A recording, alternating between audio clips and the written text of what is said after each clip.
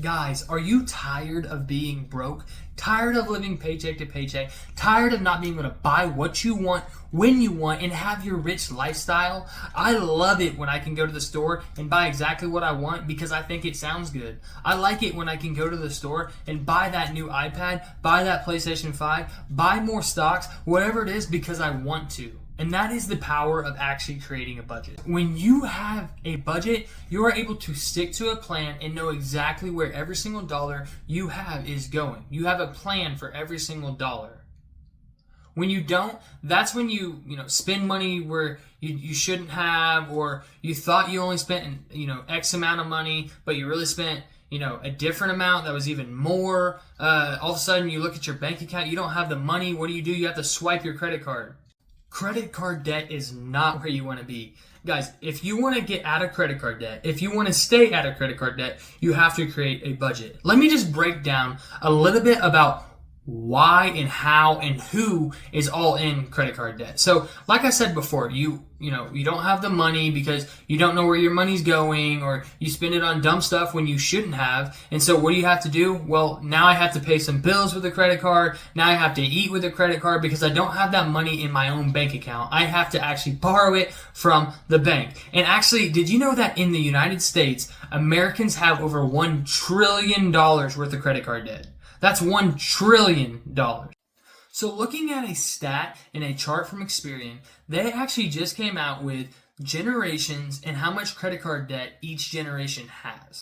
Now, who do you think is actually leading that credit card debt? Is it Gen Z? Is it the millennials? Is it Gen X? Or is it the older generations that are retired already? Well, that answer is actually Generation X.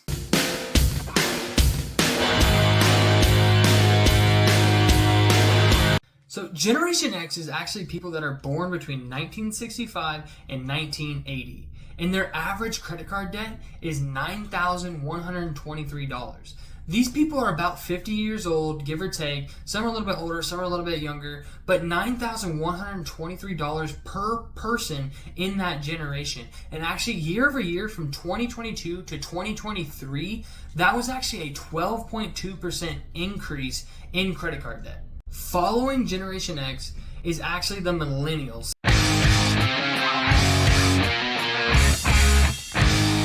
So the millennials have the second most credit card debt per person for that generation.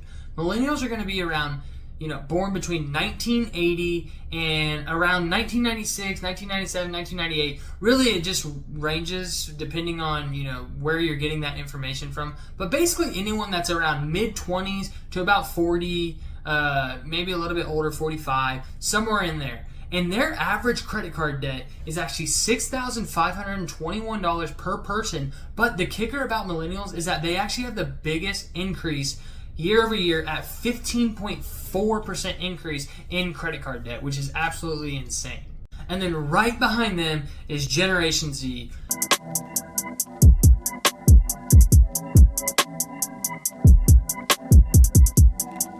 Generation Z, those are people that are born, right around that 1998, 1999, 2000, somewhere in there, and then obviously all the way up to about 2008, 2010, somewhere in there. Like I said, depends on the article, depends on where you're getting information from, but they actually have an average credit card debt already of $3,362, and actually year over year they had a 14.3% increase. So that change is actually going insane, especially for them being that young.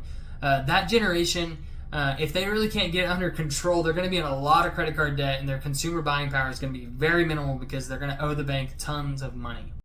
So simply put, most people are not credit card people.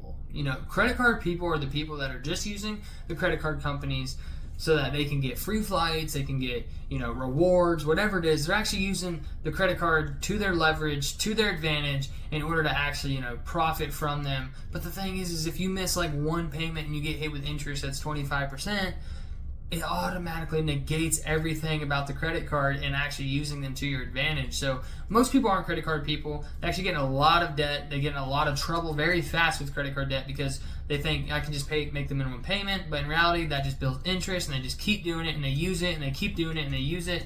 and it's just a very vicious cycle, and it's a cycle I don't ever want to be in. And that's why, if you don't want to get in credit card debt, you need to start a plan with your money. It doesn't have to be a budget, but today I'm going to be breaking down a budget technique, the 50-30-20 technique, when it comes to budgeting, to maybe help you be able to actually track your cash and see where it's going, so you can have every single bill taken care of and you don't have to go into credit card debt. The 50-30-20 budget technique or rule is actually about spending 50% on necessities or your needs for the month, 30% on your wants, and 20% towards your savings or investing. And that's it. It sounds very simple, but most people don't want to actually take the time to figure out what their needs, wants, or savings/investings are, and how much money they actually have to be able to categorize those in those three categories. This budgeting rule helps you balance between your future self and your current self. It also lets you balance and actually still be able to, live a happy, fun, rich lifestyle, being able to, spend money on what you want and not just your needs. So it's, a little bit loose, but also planning for your future, and then also taking care of you, in your current present that you are today. And step one of this budget is actually just figuring out what your income is every single month. I know that seems, a lot more simple than what it is, but it needs to be on a monthly basis, not your yearly, not your hourly, not, well, if I work this many hours, it's this. Figure out what exactly you're going to bring in for the month from all your sources of income. If it is your job, if it is, side hustles, if it is anything. Bring all your money, your spouse's money, your household income, bring it all into one lump sum, and that is your income, and that's how you're going to start the budget off the top. Step 2 of this rule, this 50-30-20 rule, is actually just figuring out what your needs are every single month.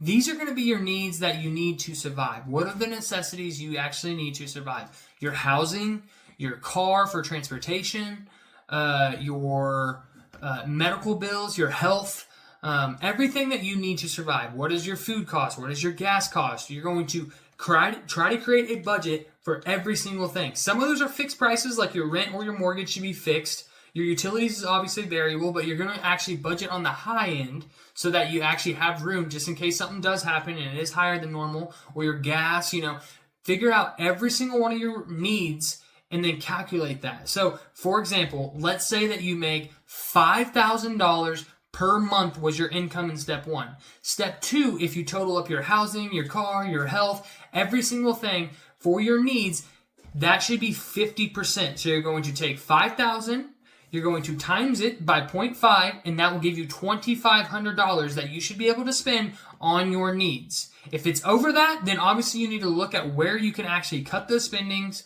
and cut that, those needs, because you don't want to have to spend more than 50%, because if you do, you're going to start cutting from your savings, your investings, and your actual wants, which makes your budget a lot harder to stick to because it becomes more miserable, because you're not having fun, you're not, getting to live your rich life, and so then you start, taking more money away or going into debt because you don't have the money to actually do what you want. Step 3 is basically the same thing, except it's for your wants. So we just calculated, your income in step 1, then we went to your needs in step 2 at 50%, and so your wants are the 30% of the 50-30-20 rule, and so now you're just going to, multiply your total income. So for the example, we said 5,000, you're going to times that by 0.3.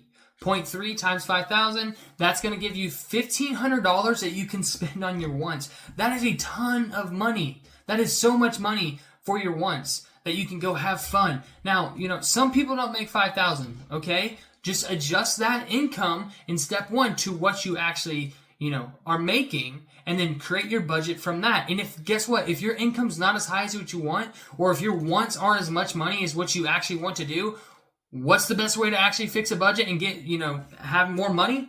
Increase your income. Get a side hustle. Get a second job. Do something to increase that income. But for step 3, calculate what you want to do based on the 30% of your overall income. And for this example, would be $1,500, because $1,500 is 30% of the $5,000. Step 4 of the 50-30-20 is figuring out your 20. That's going to be your savings and your investings. Now, you want 20%. So for the example that we've been using, $5,000, 20% of that is $1,000. So you have $1,000 that you need to be investing in, your 401k, your Roth, your HSA, or into your savings account for future expenses, or like maybe you want to buy a house one day, or you want to buy a new car, something like that. You want to put that money to the side and actually save it up just for your future self, so that you can plan for that. And really, I would say just invest it. If you need to, put money to the side, at least invest some portion of it. So for this example, say, it's $1,000 for your savings / investing.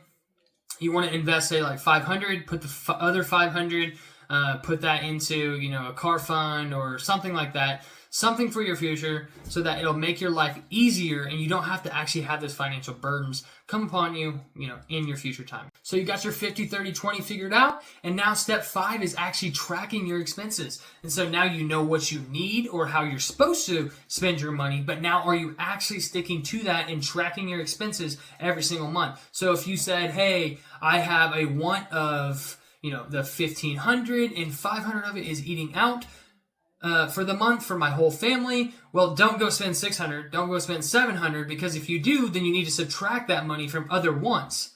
Don't go overspending and then saying, oh, I tried, I already, this is my wants, this is what I want. No, that's not how it works. You got to stick to the budget and actually track your expenses now. And over time, this will get easier. The first month, the second month, it's a little bit more difficult because you're like, man, I didn't know I was actually spending that much eating out, or I didn't know I was actually spending that money, that much money going out to the bars or going out and watching movies and getting popcorn and a drink. That stuff's expensive. It is. And so that's why you actually have to plan, organize, and stay, on track. Be disciplined in yourself, and your future will look so bright and you'll get so much further where you want to go on your financial journey. Step 6 is actually comparing your expenses to what you were tracking in step 5. You're going to take what you were tracking in step 5, you're going to now take that and compare it to what your actual budget was. This is actually a budget balance, and if it's positive or 0, you're actually living within your means, you're sticking to your 50, 30, 20. If it goes negative, then that means you're spending more money than actually is coming in, and that might be a problem. And if you are negative, don't panic. You just need to reorganize your budget. Move those numbers around slightly so that they can live within their means. They're still hitting their investing and saving portion, so that they're still planning for the future. But then your wants and your needs need to shift a little bit. That's okay. I would try to stick closer to the 50-30, just because, you want to have a rich life while also, living within your means. It gets a lot harder if it's a, 70-10, or something like that, because then you're really not able to actually go and do what you want. And then most people just give up because they're like, man, this sucks. I'm not enjoying my life. I'm not doing, good at it. I'm not doing anything like that. And so try to stick to that 50-30.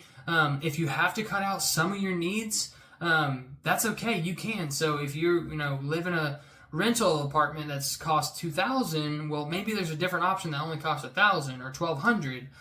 If your kids have childcare and they go to a place that's $1,500 a month, maybe it should be $800, or find an in-home, or maybe it's worth you getting an extra income or an extra job, or creating a YouTube channel, or creating a business, a Shopify store, something to where you can actually make extra income so that it actually fits in that 50-30-20 rule. And that's it. Once you have that actually figured out, it might take a few months. Stick to it though. Just keep grinding. And guess what? You've made a budget. You're sticking to it. You're doing it. You're actually being financially responsible with your own money. Your personal finances are starting to get aligned for yourself today and your future. You're setting yourself up for your future, especially if you're hitting that investing at 20%.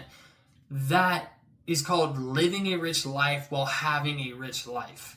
That's what you want. That's the goal of it. And if you guys found this video really interesting, or, inspirational to start your budget, or just educational and you actually learn from it, please drop a like, subscribe for future content. Hit that notification, because I'm definitely coming out with videos every single week. I have shorts dropping every 2 or 3 days. That might come up in the future, but I want to, reach out to me in the comment section. Tell me how you budget. What's your, your split? Is it exactly 50-30-20? And how do you actually stay disciplined? What are ways that you stay focused to where you're not overspending and not going into credit card debt, like we talked about at the beginning of this video? And until next time, I'll catch you on the next one. Peace. I also forgot to mention, and I wanted to actually put this back at the back end of the video. But if you are actually having trouble with your budget, I would love to have you on my show, or at least connect with you and actually help you through figuring out a budget for you, looking at your finances, and actually figuring out a situation and a solution to help you better your life. So if that's you, drop a comment below. I'll reach out to you, or I'll message you to get some information, and then we can, connect. And maybe I'll have you on my show, and we can actually break down live for the audience your finances and help you get in a better situation. So until next time, peace.